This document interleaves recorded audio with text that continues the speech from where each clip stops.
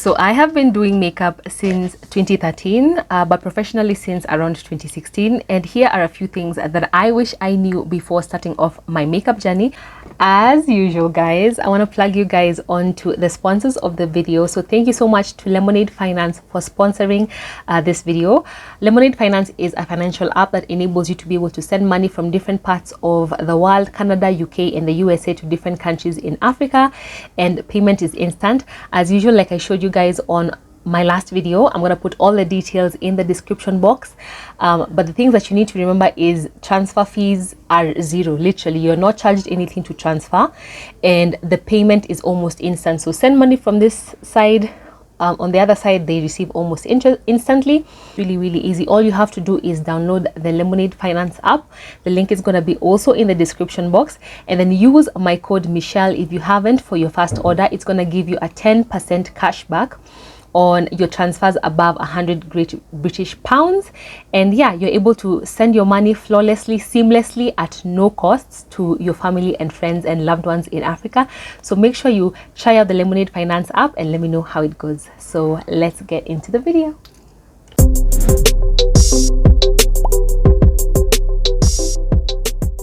First thing that I wish I knew before getting into makeup is that makeup is not for everybody. If you have been following me in my makeup journey, let me give you a little backstory, especially if you are just new to the channel, or you've just clicked on this video, or you don't know who I am. Hi, my name is Michelle. I have been doing makeup since 2013, and how I got into it is when I was in my first year of uni. I went to Kenyatta University. There's a shop in town that I used to go to, and there was a lady there, Debbie, and I really thank God for Debbie, because I think she sort of helped me to see the possibility that I could be able to do makeup, because I never thought about it as, you know, a career. And then back then there were only a few makeup artists who are renowned. We had Steve Kobe, we had Muthoni Njoba, and a few others that I didn't know, but those are the specific ones that I knew about. So it wasn't really something that I ever thought about. I went to school actually to do a Bachelor of Arts degree in psychology and economics. So here I am, a girl doing psychology, and then she tells me, you know what, you do your makeup really well. Do you do it professionally? Kujichocha. Kujichocha. I was like, yeah, I do.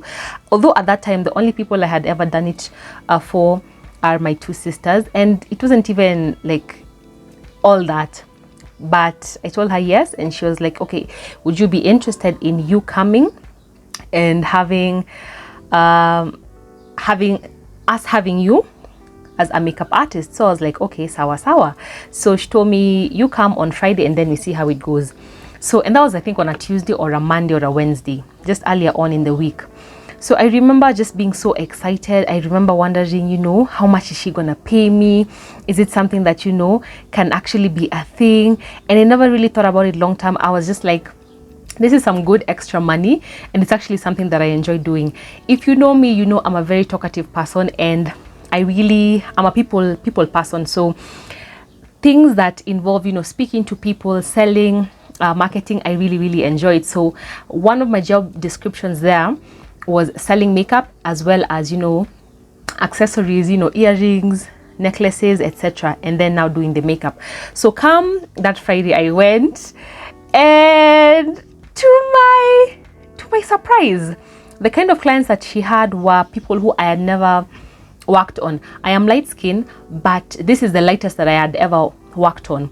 So I was very used to like my tone onwards, and getting like deeper. So when the first client she gave me was a mixed, like very light, like Arabic kind of girl, I was a bit nervous. I was like, hey, but the good thing is, because we were using all her products, she was like, okay, so for her foundation you're gonna use this, for her concealer you're gonna use this, and all that. And that sort of propelled my makeup career. Even after I got kids, it was something that I still enjoyed doing, and I was able to get back to it. So that's point number one. Don't just see that everybody is doing makeup and you're like, you know what, even me, I want to be a makeup artist. It seems like it has a lot of money, let me get into it. And that brings me actually to point number two. You have to be in it for the long run. honestly, if you think that makeup is the kind of thing that you get into today and then tomorrow you've already become a celebrity makeup artist, you're traveling all over the world, doing girl, come on. As with any other career, like, it really does take time for you to be able to build up your brand, for you to be able to be recognized by people, for you to be able to know that Mitch is a makeup artist, or I can reach out to Mitch for this and this and this and this and this.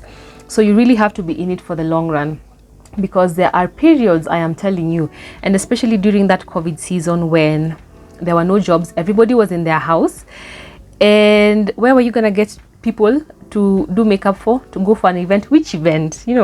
So you really needed to be dedicated to it, even on those days when the clientele wasn't that much or that frequent. And also, in the same note, bringing me to point number 3, being able to get to a point where you are very you're very flexible with being able to find new ways of reinventing yourself. So okay, right now maybe business might not be good, especially when you are an upcoming makeup artist. So what do?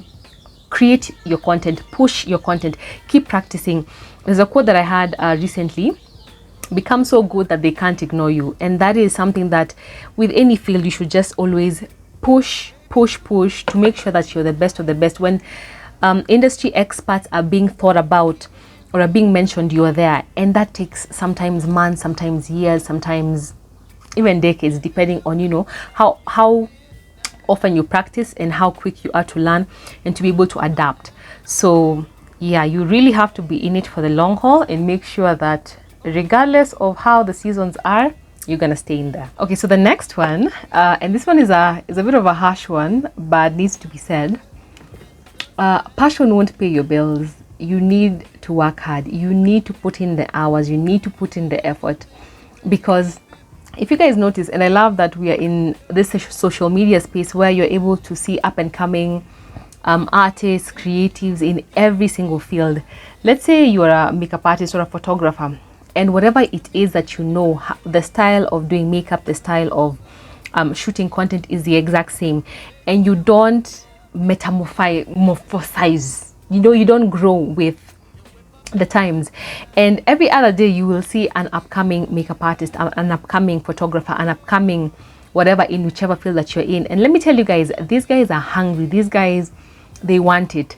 So you having that passion or being passionate alone okay, it's important to have the passion, yes, but it's not all that there is to it. You need to put in the hard work. You need to create the content. You need to go network. You need to find out, okay, so what about this? Literally trying different things. Okay, this one has worked. How can I be able to do it, in a different way? Or trying, and this one doesn't work. And in the morning, you still wake up and you keep trying and you keep trying. Passion doesn't pay the bills. Hard work does. The next thing is, and this one is a sad reality, but it's not really it will go both ways. Okay, so your family and friends might not be your biggest supporters, and I feel like that's okay.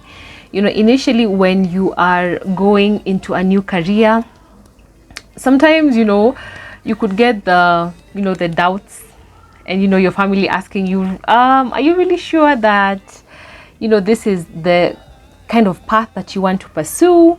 Are you really sure that this is the thing that is going to pay bills? I remember initially, even when I was starting out, okay, till this point, I don't know if my dad knows what I do for work. And I remember my dad, and especially my shushu, would always ask me, when are you going back to school? Because I would never front the idea that, what, I'm doing makeup. I'm doing makeup as a career. And what do you do for a living? I make people up for events and I create content, because it's not a traditional career and thing that people are used to. It's expected that, some of them, and it's all to your best interest. Some of them, are gonna ask you, are you really sure that this thing is gonna, bring you money, is gonna sustain you? Because at the end of the day, your family and your friends want you to do the best and to be the best, and they want you to be able to have something that will be able to not only just help you survive, but sustain you comfortably. So in the initial stages, and especially as you're trying to figure out, if makeup is the kind of thing that you want to be doing long term, in 10, 15, 20 years, you're still seeing yourself, in this industry, it's okay that, they might not be your first supporters. God bless the ones who usually are, supportive from the get-go. I just need you to understand that even though they don't see the vision, you're the only one who sees the vision. So keep pushing, keep showing them that, this is something that eventually, is going to pay off, and that you can comfortably live off of, and you're passionate about it. I think gone are the days when we are told that, you have to go to do a 9 to 5. By the way, if that's the kind of, career that you want to go into, and I know that in a lot of, white collar jobs, the doctor, the engineer, the pilot, you have to do that. And if that's your passion, then that's amazing. But I would say that gone are the days when that was the only option. Nowadays you can choose to be a YouTuber, a content creator. You can choose to make memes for a living. You can, there's so many other things that we have options in, especially in this day and age, and I'm thankful for that. So even as you're trying to, get your footing, it's okay for your family and friends not to be able to support you. You just make sure that you're your biggest cheerleader, and that you're able to prove to them that this is actually something that is worth the time, worth the money, worth the investment, and that you don't disappoint. And if they actually do invest and pay for a class for you, or pay for a course for you to be able to do it and to advance your skill, you actually make something out of it. Next thing I spoke a little bit about, but again, it's in every field. Make sure you never stop evolving in your craft. Make sure that you know what is trending, not necessarily to make and to always follow the trend, but for the things that you can be able to be discovered for, to go viral for, to be able to get new clientele, make sure that you're following up on it. So never stop evolving in your craft. Always make sure that you know the newest product, and it doesn't mean that you have to go out and buy the newest products, no, but make sure you have a little bit of product knowledge. So when a product comes out, do a little bit of research, so that even when a client asks you, have you tried this new hyped, Fenty, whatever, in as much as maybe you may have it or you may not have it, you have a little bit of information to be able to tell them. So just make sure you're always evolving in your craft. Know what is new, know what is trendy, know what is the thing that people are raving about, and not necessarily follow the trend, but just know it. Okay, always be in the know. Make sure that you are not one of those people who don't know what is happening in your industry. Next one is comparison is really truly the thief of joy. The next one is, I know as makeup artists we have so many products, and I remember especially at the beginning of my journey, I would go with every single product in my kit. Ndio client ajue, so that client knows that I know what I'm doing. But that only ended up hurting my back and wasting so much time and energy that I could have preserved. So the point of this is carry only what you need to appointments. I know you want to go and make sure that client knows you are the OG, but just literally carry what you need, because even if you carry those 500 products, whose back is it that is getting hurt? It's just yours. So just carry what you need to the appointments. And especially for me, if I'm going for an appointment that has only maybe 1, 2, 3 people, I would ideally usually ask them to send me a picture of themselves without makeup, so that I can carry appropriately, because I have almost 50 foundations, and I don't want to be carrying the whole thing with me just to look like you know what you're doing, and then at the end of the day it's my back that is backing. No, so just carry what you need to each and every appointment. The client will judge your work, not the number of products that you have. Although there are clients who usually ask, okay, so which products do you have? Which brands do you use? And that's okay. But regardless of the brand that you use, the final outcome and how you are able to layer the product is what matters the most. The next one is post your work. Post your work. Don't wait for your work to get perfect, or for you to know how to do that cat eye, or for you to be able to know how to do your brows like so and so. No, post your work. At the beginning of my journey, I remember I used to be a bit of a critique, like the way your biggest the biggest criticism comes from yourself. And I would always say, this eyebrow doesn't look like this, I didn't blend this eyeshadow over here, this one didn't look the way it wanted to look. But I always just encourage myself, and I would always post. And if you go to my Instagram page, down there below you would see my journey from Kitambo, and you're able to see the progress and how I've been able to build. The thing that I love about posting is it keeps you in remembrance of your clients. So every time you keep posting, you keep showing up on people's feeds, they remember, Billy, there's Mitch, Billy, there's Mitch. And then when they do need the service, guess who they'll think about? You, because you're the one who has been repetitively on their feed, on their timeline, and you're just putting out the work and you're showing them what you can do. So post your work. It doesn't matter if you're at point 1 or point A or point Z in your journey or in between. Just post your work.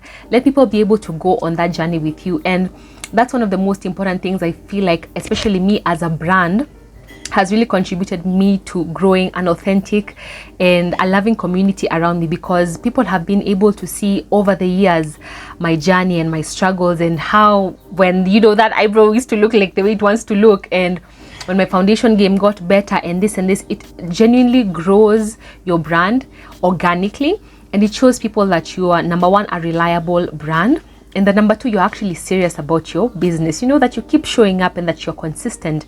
So post your work. Don't wait for it to get perfect. Just post it as you continue to improve and to grow. Next one is treat your makeup career as a business and not a hobby. What do I mean by that? When you are buying products, look at it as an investment. So do your inventory. Make sure you know how much money you have invested into your business. At the end of the month, make sure that you know how much money has gone out of the business, how much money has gone into the business, how much are your expenses. I remember, especially earlier on, for let's say I go to a gig, I get maybe 20k. I would use the whole 20k for like household things. I would go through, buy shopping, but I've come to realize that you need to treat it as a business. So you separate it in terms of that. So you have a salary that you're paying yourself, and then you have your other things that are catered for by the business. If you have a premises, paying for that. If you have a light bill, if you have a water bill, if you have employees, treat it as a business and not just as a career, and it will be able to grow and to be able to expand. Because if you just continue treating it as a hobby, then it will remain to be as small as a hobby. So last and definitely not the least is invest in your craft. Meaning, if because as an artist, if you need an upgrade in terms of your products, in terms of your tools, in terms of the brushes that you use, in terms of the foundations that you use, in terms of the range that you have. Because essentially, as a makeup artist, we're like a store of makeup products, because you do encounter different people with different skin types, different skin conditions, different skin textures, and different skin problems and things that they want to solve. So always make sure you keep investing in your craft. So what I usually do is, and especially I did initially, right now not so much, because I have almost everything that I need. Let's say I get 1,000 bob, okay, from a client, then I separate that into reinvesting into my kit. Meaning, if there's a product that I don't have, I go and buy it. If there's something that I need to buy, I go and buy it. If there is a certain fee that I need to pay, for example, if you are a freelance makeup artist and you do have makeup studios where you have to pay for the studio space, you factor that in. So factor in all those things, and also save just a little bit, even if it's 200, 300, just for you to be able to spend on a later day. But initially, and especially when you're starting out, the first few months, years, depending on your budget and how much money you have, is largely spent on just investing in your craft. You keep buying products, you keep testing out products, seeing which ones work for you, which ones don't work for you. And I would recommend, especially before you buy products, make sure you go get a review, get and see what people are saying about it before you buy. Because oftentimes on social media we have paid influencers who have already been paid to promote certain products. So you see it on the influencers page and you think, wow, this is amazing. But go for the people who are actually the ones who use the products. So the makeup artists, people who are makeup enthusiasts, look at what they are saying, look at the reviews, look at just generally what people are saying, and that will be able to give you a good determination of whether this product is worth your time, worth your coin, or not. So this is a final look. I hope you guys enjoyed watching. I did really enjoy putting up this video for you guys, because these are things that I wish somebody told me when I was starting out in my journey as a makeup artist. And I do hope that these tips help you to be able to determine whether or not you actually want to go into the makeup industry, because either way, it's a long game. So make sure that you're in it for the right reasons. And yeah, I hope you enjoyed, and I will see you guys on our next video.